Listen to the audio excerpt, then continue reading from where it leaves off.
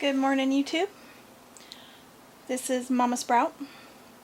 A couple weeks back we had a contest, and in order to be entered into that contest, Papa Sprout asked if people wanted to see me make some of the soap I make. And a few people said yes. Most of the people said yes. So what I'm going to do today is actually show you how to make soap. I'm not going to show you exactly the recipe I use for the soap that I sell, because it involves a couple of more advanced techniques. There's some ingredients in there that are a little tricky to work with, so if you don't have experience soaping, it can cause a disaster. So I put together a very simple soap recipe that is a classic homesteaders soap recipe, and it only requires tallow and castor oil, distilled water, and lye, and then fragrance oil if you choose to use fragrance oil. So what I've done is I've already measured out and melted the oils, and they are currently at 192 degrees. So I'm going to mix my lye water. Now, in order to mix lye water, you want to be in a very well ventilated area.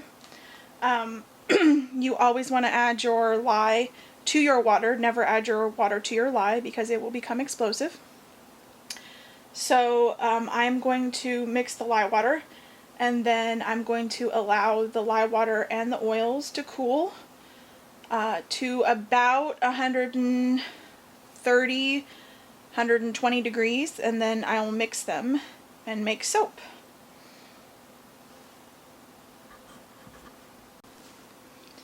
Okay folks, so I have gotten my gloves on. You always want to wear gloves when you're working with lye. It is a caustic subject, so it will cause burns. It is not an acid, as people like to call it. It is an alkali, but it will still cause severe skin irritation and burns. It's very dangerous to mucous membranes, eyes, lips. You don't want to have any food around when you're mixing lye water up. You don't want to have any small children around or pets around. You want things to be calm and cool so that you can concentrate on what you're doing. When you are using lye, you want to use either stainless steel, or you want to use a very heat-safe plastic in order to mix the lye water. Or you can use, I do use Pyrex. There is some debate about whether Pyrex is actually safe to use for mixing lye, because it gets to a very high temperature very quickly, and they're saying, some people believe that it can cause micro cracks in the glass and cause some problems. But I don't actually mix my lye water in the Pyrex. I just use the Pyrex to hold my my lye. So what I'm going to show you is how you mix lye water. So you have the lye measured out, and you just want to mix a little at a time. You don't want to add it, just plop it all in there at once, because this is what is known as an exothermic reaction, which means it creates heat. It puts out heat. So you are going to just pour and stir, and you don't have to wait for it to completely dissolve before you pour more. Pour and stir, and you might be able to see the vapors coming off. You want to make sure that you wear a mask, and you want to make sure you're in a well ventilated area. Some people will mix the lye water and then take it outside until it stops off-gassing. That's definitely an option. Some people like to mix it if they have a hood over their stove. They'll turn the hood on and mix that. That's how scientists like to mix it in the laboratory. So that's completely doable. One house I lived in, we did have a hood over our stove. Actually, when I very first started making soap, we had a hood over our stove and I mixed it that way. I've been doing this for a long time now though, so I kind of know what to look for and I can stay out of the way. I don't wear a mask anymore. I also don't stand where the fumes can get to me. So,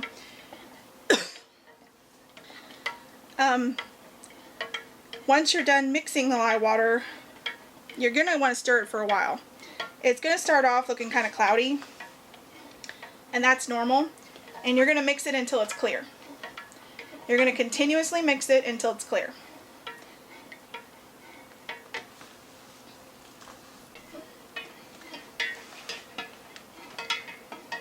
So I'm continuing to stir. It's fairly clear right now. You guys probably can't see, but it has finished off gassing. So I'm just going to stir for a little bit longer. I keep kind of peeking over it just to make sure. And I like to just stir, stir, stir. That's just me.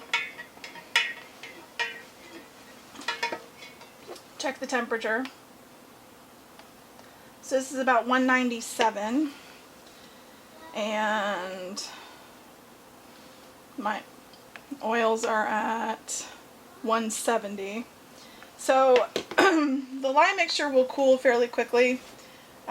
It usually tends to cool a lot quicker than the oils, so I will tend to heat my oils first and let them start cooling and then mix the lye, especially when I'm using just water with my lye instead of milk. And so I will allow those to cool and we will bring you back for the mix. Okay, so we got the lye water at about 138. We got the oils at about 130, so we're ready to mix. So just going to pour the lye water down the spoon. That's to help minimize the amount of bubbles that get in there and splashing. Take that immediately to the sink. Water. And then I'm just going to start hand stirring. This is going to immediately start becoming soap. So you can see it kind of getting cloudy. I'm just going to stir it by hand to begin with.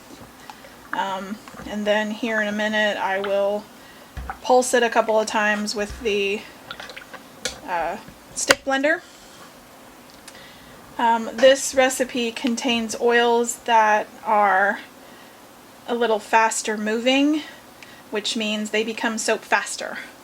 So tallow, and it has a little bit of castor oil in it, which is why it's a little bit better than your grandma's Homestead soap, because it'll be real bubbly and the lather will be real rich and creamy.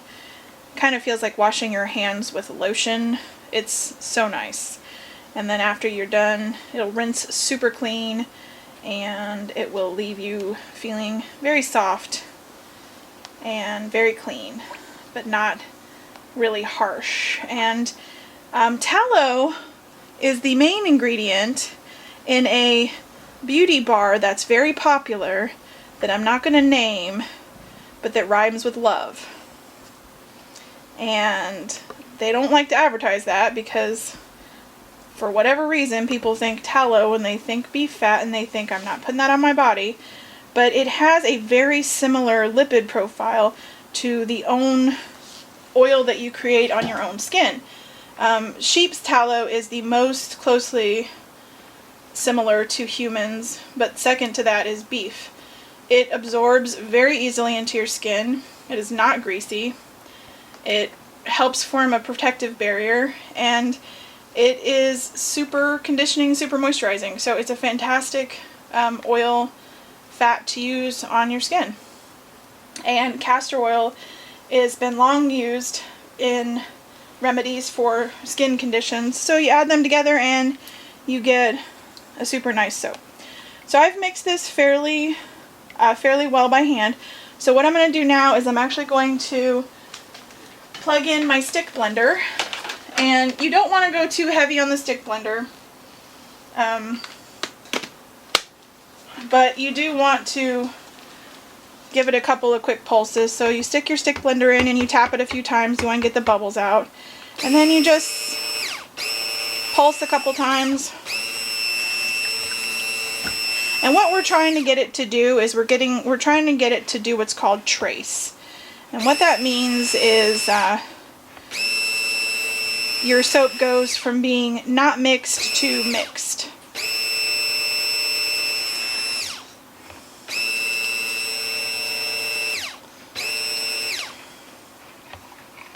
So you pulse a little bit and you mix a little bit. And you pulse a little bit and you mix a little bit. And it goes from being not soap to soap fairly quickly, so you got to keep an eye on it. That's why you don't want to overblend. Because if it gets too thick too fast in your bowl, you can't get it into your mold. And as far as your bowls go, I got these bowls at the dollar store. I have about 4 of them that I alternate.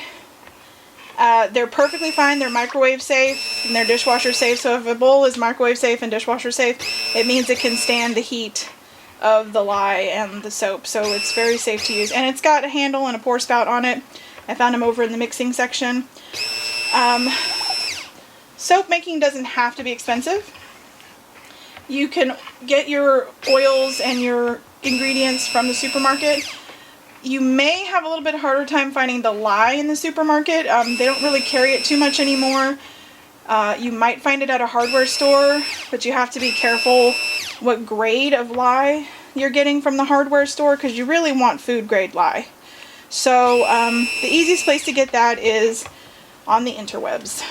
So I order mine from a soap making supplier, but you don't have to, because I buy mine in bulk.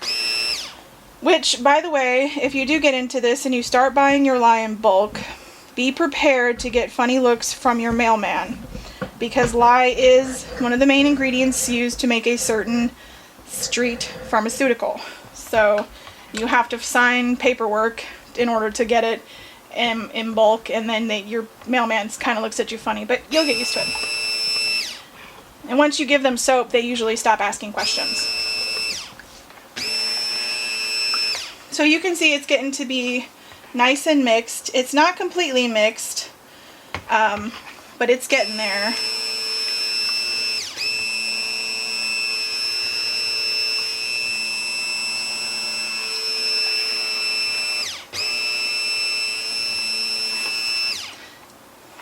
I'm going to take this up to the next level real quick.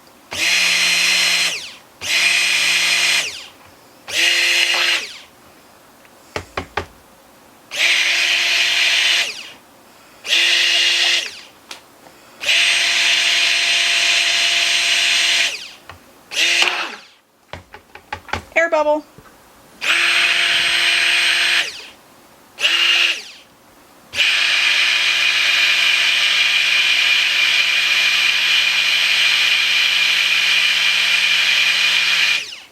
Okay, so now it's starting to get a lot thicker.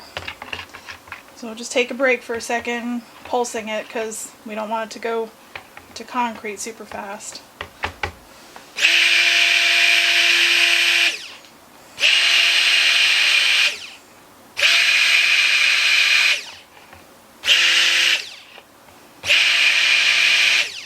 Okay, so we're almost to trace. Now when you get to trace, when they're talking about trace, is you're actually going to be able to pick up your blender and go like this, and you'll see a line left on the soap. So it'll be kind of the consistency of like pudding before you put it in the fridge.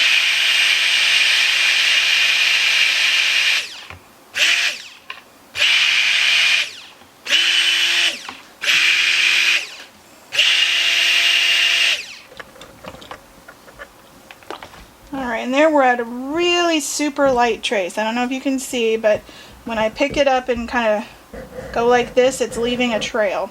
So this is a super light trace. I'm just going to pulse it with the lighter one real quick. All right. I'm zooming in here, babe. If you can see, I'm going to kind of lift it up and show you.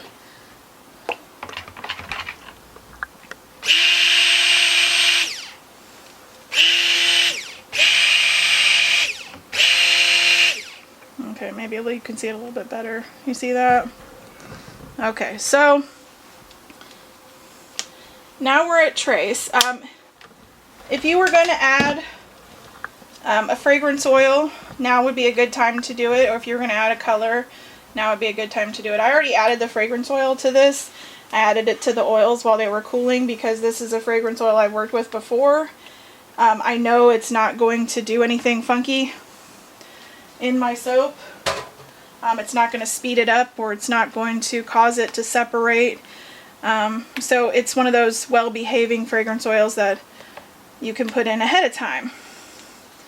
So I'm just going to give it a mix and get the mold. And as far as your mold, I highly recommend using a silicone mold versus a wooden mold that you have to line. I use a wooden stabilizing box on mine, but I don't line it. Silicone is very heat resistant. It gives you a nice clean finish on the sides. It gives you a nice breakaway when you go to unmold. It doesn't give you a lot of lines. It'll give you a nice, smooth, pretty soap. You want to scrape as much out as you can. This is my favorite spatula. It's an OXO spatula. I have a lot of spatulas. Papa Sprout can probably tell you that my spatula collection is a little out of hand. I have a lot of soap making utensils because, you know, I need them for different stuff, but they can get a little out of hand.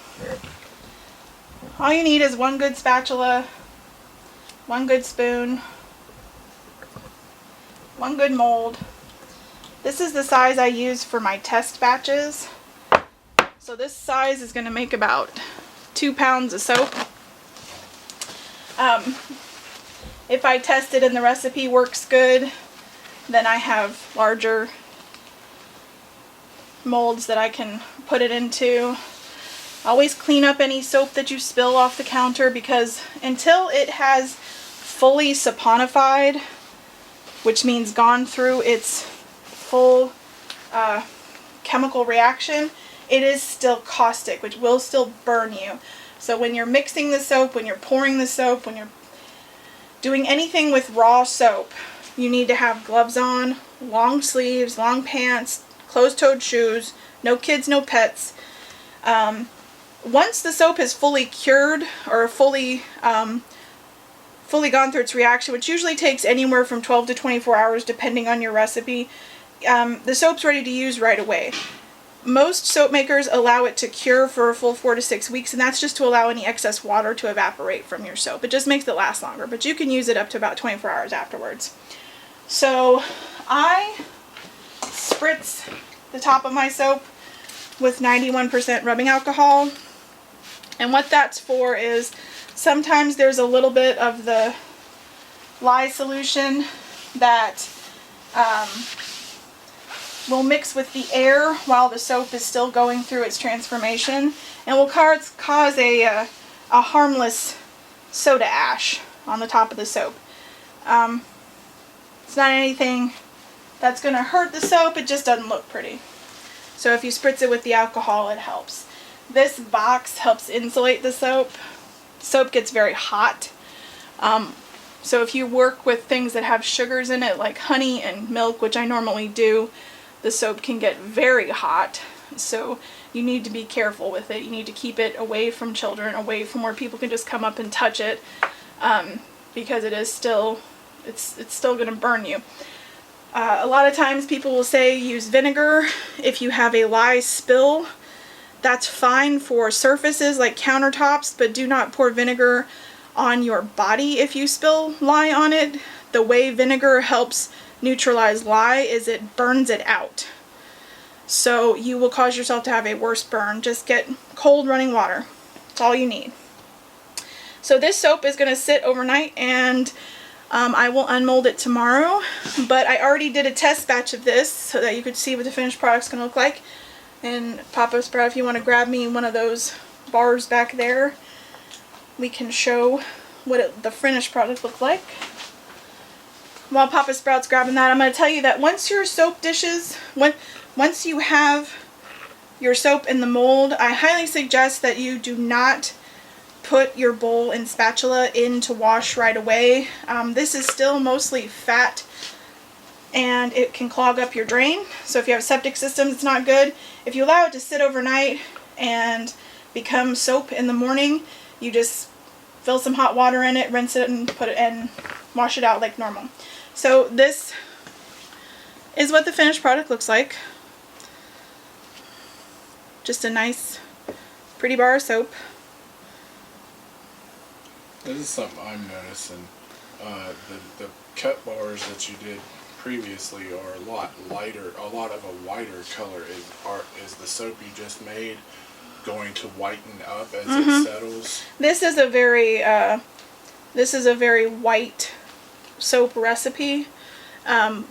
Whenever you use things like milk or honey, you're going to have a slight discoloration to some cream and tan, because you can't get a true white soap from a milk soap or a honey soap because of the sugars in it. So when you see oatmeal or milk soap that's super white, people have either added colors to it to whiten it up, or they've used a melt and pour base. And I have nothing against melt and pour bases, but they contain excess chemicals in them in order to make them melt and pour. And the whole point that, when I started making soap was to not have excess chemicals in them. So the fragrance oils that I use are phthalate free, and so most of them are essential oil blends. And the one I use today is an essential oil blend that kind of smells like Skittles. So Baby Sprout is very excited about this soap. But that's really it. That's about all there is to it, to making soap, folks. So unless Papa Sprout has something to add, you guys have a good day. We hope that you've enjoyed. We hope that you've learned. Remember, this is the day that the Lord has made. Rejoice and be glad in it. We'll see you on the next video.